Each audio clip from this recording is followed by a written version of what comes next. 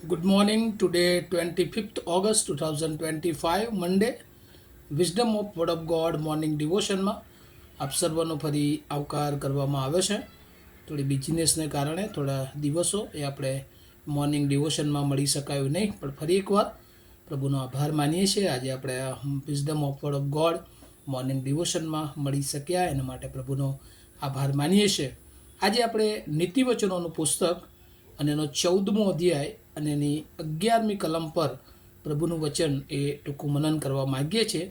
પ્રોવર્બ્સ chapter 14 વર્સ 11 અને પ્રભુનું વચન આપણને આ પ્રમાણે કહે છે, દુષ્ટનું ઘર પાયમાલ થશે, પણ પ્રમાણિકનો તંબુ આબાદ રહેશે.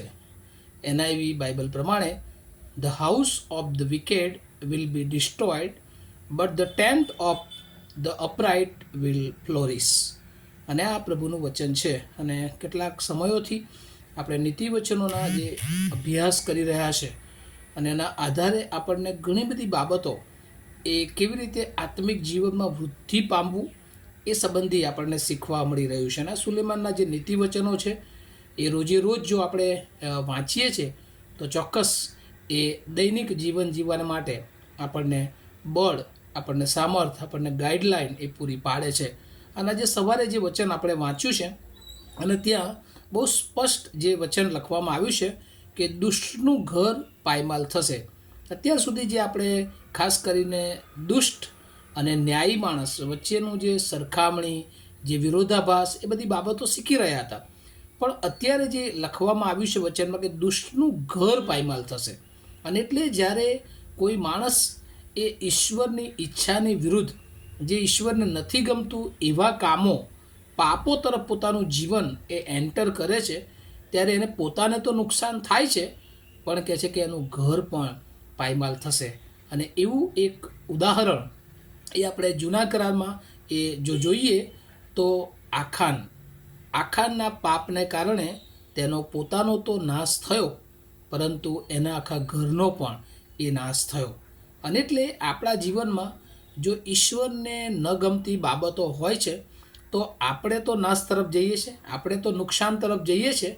પણ આપણા એ પાપને કારણે, આપણી એ ખરાબ સોબતને કારણે આપણે એ ઈશ્વરને ન ગમતા કાર્યોમાં આગળ વધીને આપણે આપણા કુટુંબને પણ એ નુકસાન પહોંચાડીએ છીએ. અને એટલા માટે હંમેશા એ દુષ્ટના માર્ગથી આપણે દૂર રહેવું જોઈએ. પ્રભુના એક સેવક, મેં અગાઉ પણ કહ્યું હતું કે બિલી ગ્રેહામ, તેઓ કહેતા હતા કે જ્યારે પાપ આપણી સામે આવે ત્યારે આપણે એનાથી દૂર એ ભાગી જવું જોઈએ. ડીએલ મૂડી પણ એ પ્રમાણે કહે છે કે પાપ તમને બાઇબલથી દૂર રાખશે અને બાઇબલ તમને પાપથી એ દૂર રાખશે.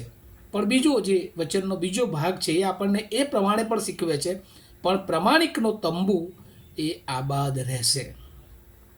પ્રમાણિકનો તંબુ એ આબાદ રહેશે, but the tent of upright will flourish. અને અહીંયા પ્રભુ આપણને શું શીખવા માગે છે કે જે લોકો દેવની બીક રાખે છે, દેવનું ભય જેઓના જીવનમાં છે, એની પાસે ઈશ્વરનું જ્ઞાન છે, પ્રમાણિકતા છે. અને એ પ્રમાણિકતાને કારણે પ્રમાણિકનો તંબુ એ આબાદ રહેશે.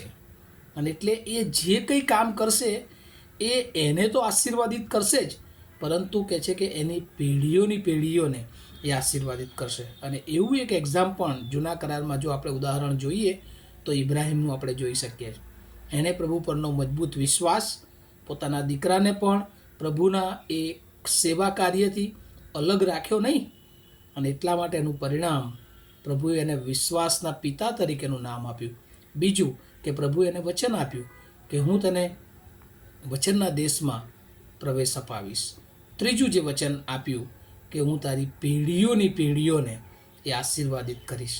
અને આ વાલાઓ, એક માણસ જ્યારે પ્રભુમાં આત્મિક જીવન જીવે છે, પ્રભુને સમર્પિત જીવન જીવે છે, પ્રભુને જીવન સોંપીને વિશ્વાસ સાથે જીવન જીવે છે, ત્યારે પ્રભુ એના કુટુંબને અને એના તમામ જે આયોજનો છે એને સફળ અને આશીર્વાદિત કરી શકે છે.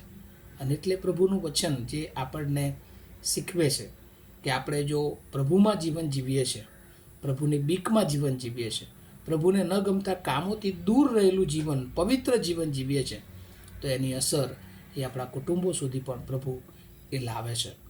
જો દુષ્ટતા છે તો આપણા કુટુંબોમાં એ દુષ્ટતા તરફ આપણે આગળ લઈ જઈએ છીએ. અને જો પ્રભુની બીક અને ભયમાં જીવન જીવીએ છીએ, પ્રભુની ઈચ્છાને યોજનાવાળું જીવન જીવીએ છીએ તો આખા કુટુંબને આપણે બચાવી શકીએ છીએ. અને વહાલાઓ, આજે સવારે પ્રભુ તમને ને મને એ કુટુંબની જવાબદારી હોય, એ મંડળીની જવાબદારી હોય, એ વ્યક્તિગત ઈશ્વરે જીવન આપ્યું છે એની પણ સંભાળ રાખવાની આપણી જવાબદારી છે. અને એમાં આપણે પોતે ઘણી બધી વાર બહુ બધા પ્રયત્ન કરીએ પણ એમાં સફળ થતા નથી. પણ જો ઈશ્વર આપણી સાથે હોય, ઈશ્વરનું જ્ઞાન આપણી સાથે હોય, ઈશ્વરનો આત્મા આપણી સાથે હોય તો આ પૃથ્વી પર કોઈ એવી બાબત નથી જે આપણા માટે અશક્ય હોય.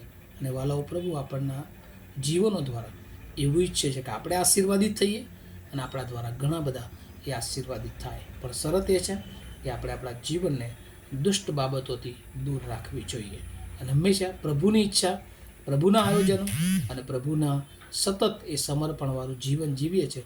પ્રભુ ચોક્કસ આપણ સર્વને પણ આશીર્વાદ આપે છે. આ વચનો સમજવાને માટે પ્રભુ એની બહુ જ કૃપા આપણ સર્વને આપે. પ્રાર્થના કરીએ. અમારા અતિ પવિત્ર અને જીવંત ઈશ્વર, બહુ આભાર માનીએ છીએ. દુષ્ટતાનું જીવન એ નાશ તરફ લઈ જાય છે, ન્યાયી અથવા પ્રામાણિકતાનું જીવન એ અનંત જીવન તરફ લઈ જાય છે. પ્રભુ, આ બંને બાબતો સમજીને અમારા જીવનોને યોગ્ય દિશામાં ચાલવાને માટે તમારા આત્માની દોરવણી આપો.